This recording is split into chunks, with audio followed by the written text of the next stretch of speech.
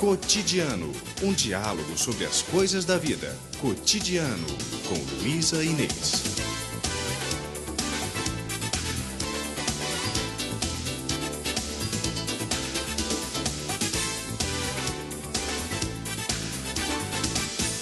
Bom dia, minha gente. Bom dia, Brasília. Bom dia, Brasil. São 10 horas e 5 minutos e nós começamos aqui mais um Cotidiano, o programa que fala dos assuntos do nosso dia a dia. Produção e apresentação comigo, Luísa Inês Vilela, produção de estúdio da Gina Silveira, programação musical do Jair Ribeiro e na técnica os trabalhos de José Lins. Nós estaremos juntos até o meio-dia trazendo muita informação. É claro, na parte de saúde eu vou falar uma coisa assim, olha, claro que você já reparou que os dedos dos pés, assim como das mãos, têm tamanhos diferentes, né? Por quê? Qual é a utilidade de cada um? Por que cada um tem que ser de um tamanho? O que fazer nesse caso de diferenças muito grandes? Quem fala sobre isso é o médico ortopedista Dr. Fábio Ravaglia, que vai também nos orientar a respeito de deformidades aí nos dedos. Cotidiano, com Luísa Inês. 10 horas e 17 minutos em Brasília. Daqui a pouquinho nós vamos falar com o Dr. Fábio Ravaglia, que é ortopedista, sobre o tamanho dos dedos dos pés, né, as diferenças que tem aí nos pés, e também sobre problemas nos pés, como deformidades e outras coisas que muitas vezes incomodam e chegam até a precisar de cirurgia, né? Então, já o Dr. Fábio vai conversar com a gente sobre isso. Ele que é um incentivador da caminhada, que lá em São Paulo tem um projeto de caminhada gratuito, um projeto mensal, né?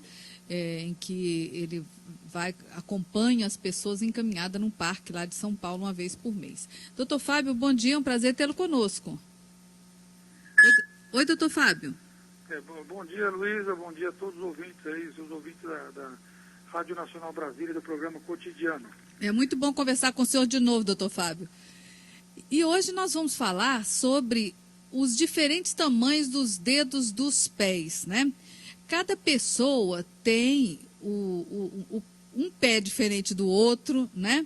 Às vezes um é maior, umas pessoas têm os pés magros, outros gordinhos, uns altos, o outro pé chato, o dedão, o segundo dedo maior do que o dedão. Deve ter alguma explicação para isso, alguma utilidade para tanta diferença, né, doutor Fábio? Na verdade, são variações anatômicas, né, normais da pessoa.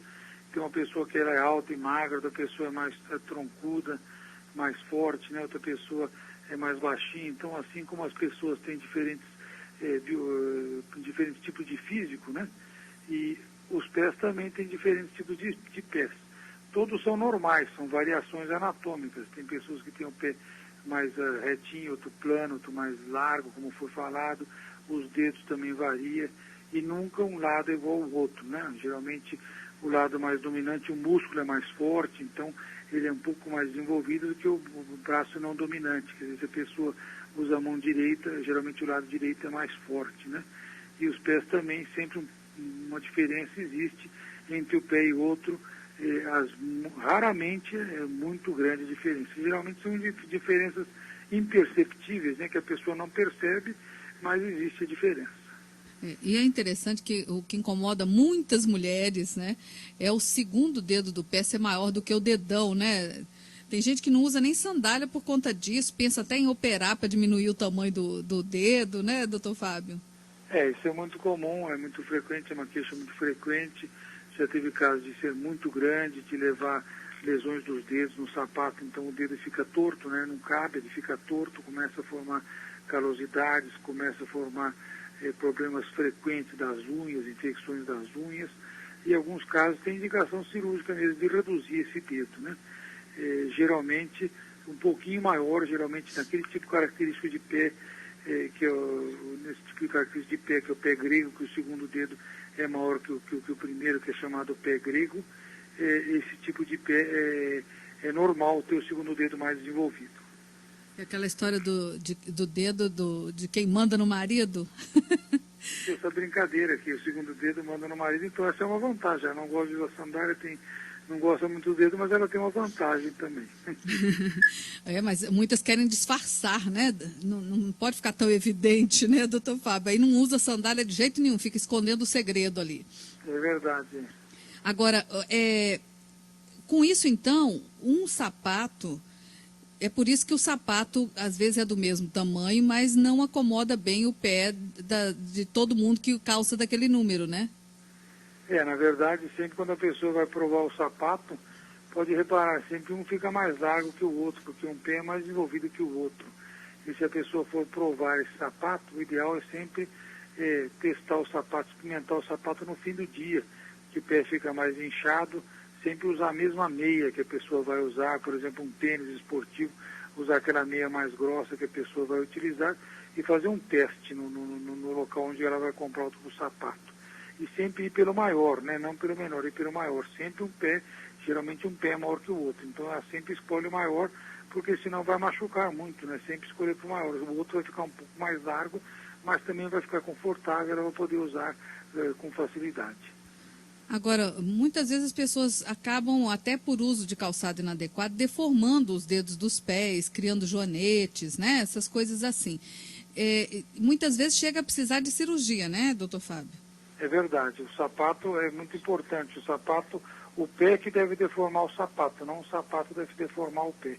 Então, um sapato muito duro, um sapato de bico fino, que vai comprimindo os dedos dos pés, que vai deformando o pé, ele está errado. Se a pessoa tem um pé mais largo, ela deve comprar um sapato mais largo, um sapato assim mais largo, que seja bom para o pé dela, com um bico mais quadrado, um bico mais arredondado, mais largo, que consiga acomodar os dedos dos pés sem causar calosidade, sem causar deformidade, sem deformar os tipos dos pés.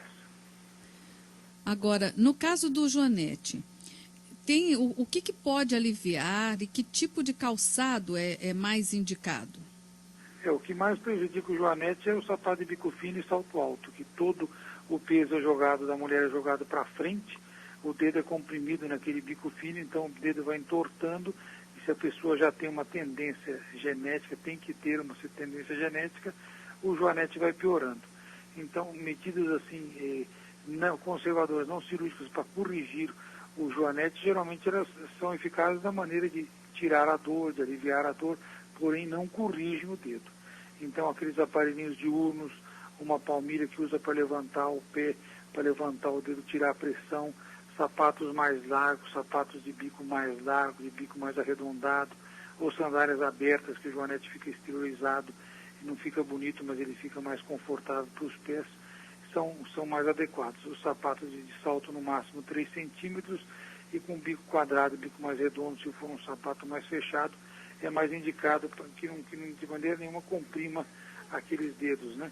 Ou então aqueles sapatos que são só de bico fino, que o bico fino só começa depois dos pés, né? O pé fica mais comprido, mas o bico fino é só depois dos pés, com isso não existe compressão dos dedos dos pés. Nós estamos falando com o médico ortopedista, doutor Fábio Ravaglia. Doutor Fábio, está na linha conosco o Renato Freitas, que é lá de Ceilândia Norte, e tem pergunta para o senhor. Renato, bom dia, qual é a sua dúvida? Oi, bom dia, tudo bem? Tudo ótimo. Eu queria saber do doutor, Luísa, se as pessoas falam que quem tem o pé grande, o órgão genital também é grande. Eu gostaria que ele respondesse se é verdade ou é mentira. E aí, doutor Fábio? É uma pergunta muito difícil, eu não sei, não tem nenhuma prova científica que isso é verdade. Então, continua sendo um mito, né? E, doutor Fábio, o senhor falou aí dessa questão da altura do salto para quem tem o joanete, né? É verdade que essas sandálias rasteirinhas, que tanto estão na moda, que não tem salto nenhum, não são as mais indicadas também para a saúde dos pés nem da coluna? Não, elas não são porque o impacto é muito grande, né? O impacto do chão é muito grande sobre a coluna, né? Um impacto muito forte no calcanhar e na coluna. E além disso, aquela pequena elevaçãozinha é boa para relaxar um pouco o tendão de Aquiles, ela estira muito o tendão de Aquiles, pode dar tendinite do Aquiles também, além de compressão do calcanhar no chão. E aquele saltinho é bom, é benéfico para aumentar aquele arco do pé, para relaxar aquele músculo do tendão de Aquiles, então o sapato ideal seria um sapato com pouco de salto e que tenha mais amortecimento no chão para evitar esse impacto muito intenso que pode repercutir na articulação do joelho, do quadril, da coluna, levando dores articulares. Um problema que a gente ouve falar muito, doutor Fábio, é o tal do esporão de calcânio, né? O que é isso e tem tratamento e tem cura? O esporão do calcânio é uma dor que dá embaixo do calcanhar, embaixo da sola do pé, logo no começo do calcanhar, que é uma inflamação daquela membrana que gruda no calcanhar, daquela membrana que é chamada fáscia plantar, e 50% das fascites plantares, da inflamação daquele nervo que tem na sola do pé, dá uma calcificação no músculo que gruda ali no calcanhar, que é chamada de esporão de calcânio. Geralmente o esporão de calcânio ele atinge pessoas por volta dos 40, 55, 60 anos de idade, pessoas que caminham muito, pessoas que andam muito, e geralmente ela some depois de uns meses, né?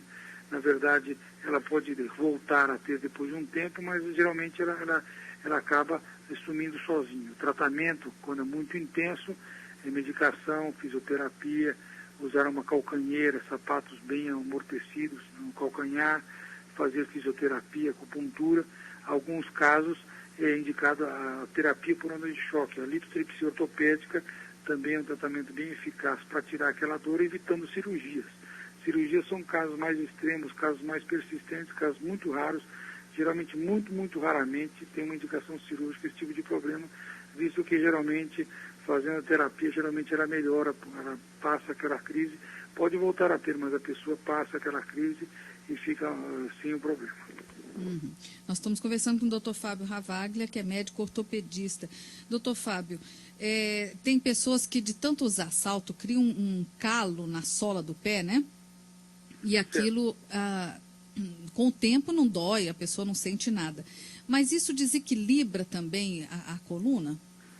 Na verdade, quando tem aquele calo na sola do pé, geralmente que a pessoa tem uma joanete, ou então ela tem aquele primeiro raio onde a pessoa pisa no chão, aquele primeiro osso, vamos dizer, do dedão, o osso que continua do dedão, que é o ponto onde a pessoa caminha, ele perde a sustentabilidade. Então, a sustentabilidade passa para o lado, passa para o meio assim, do pé.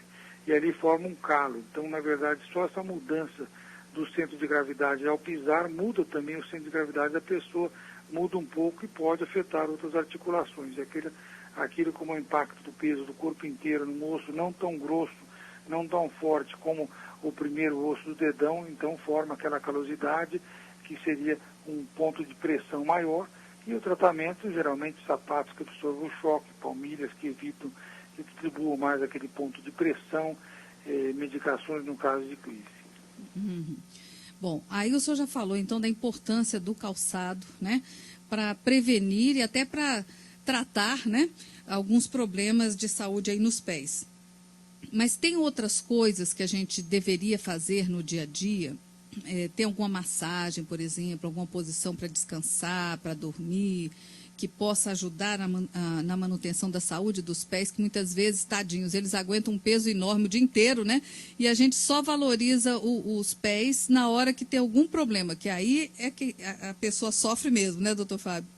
É verdade. Pessoas que têm muito problema nos pés, sempre o ideal é raspar todos aqueles calos e calosidades, deixar sempre o pé mais raspado, caso de calosidade. O sapato, sempre um sapato que absorva o choque, no máximo 3 centímetros, 3, 4 centímetros, com bico redondo, bico quadrado, um sapato assim. Não é bonito, mas ele é bom para os pés, ele é saudável para os pés. E também nunca usar o mesmo sapato todos os dias, porque o sapato tem que ser um sapato que transpire, que respire bastante, que respire bem, para evitar frieiras, para evitar feridas, principalmente na pessoa diabética. Então, o ideal seria alternar sapatos, né? De um dia para o outro, alternar um sapato seco. Sempre ter um sapato seco para que evite problemas dos pés. Quanto a massagens, existem escaldapés com pedrinhas, pequenas pedrinhas, que a pessoa faz a massagem na sola do pé com as pedrinhas, depois tenta pegar aquelas pedrinhas com o pé, fazendo exercício para a musculatura intrínseca do pé. São benéficas também para dar um relaxamento e para melhorar e para prevenir problemas dos pés também. Nosso ouvinte José, lá de Valparaíso, quer saber também, doutor Fábio, se esses calçados anti-estresse, né, que costumam até custar mais caro que o calçado comum, se realmente eles ajudam aí os pés. São muito bons. Tem vários tipos de calçados hoje em dia, né, cada vez mais. Eles não são, vamos dizer, antigamente o sapato era, a importância do sapato era ser mais bonito, hoje em dia pensa na saúde dos pés. Isso é muito bom, muito importante. Esse sapato anti-estresse, eles absorvem bastante o choque, eles têm um couro, então um tipo de material que ajuda a transpiração e a respiração do pé, que é muito importante para evitar frieiras, evitar feridas nos pés. E eles não têm costuras dentro dos pés, que as costuras podem levar a machucados nos dedos, principalmente pessoas que têm problema de sensibilidade nos pés, como diabético, né? Então, com isso aí, ele é muito benéfico, ele evita problemas dos pés, ele absorve o choque, ele ajuda realmente a manter a saúde dos pés realmente. Tá certo. Bom, doutor Fábio, eu vou agradecer as suas orientações, sua participação, muito obrigada, e que o senhor tenha uma ótima semana de trabalho por aí em São Paulo, viu? Eu agradeço, Luísa, para você igualmente e todos os seus ouvintes aí do programa cotidiano da Rádio Nacional de Brasília. Até outro dia, doutor Fábio. Até outro dia, obrigado. São 10h31 em Brasília. Depois de esclarecermos as dúvidas aí nos cuidados com os pés, né? Vamos trazer a Rita Lee, dela e Roberto Carvalho, Mutante.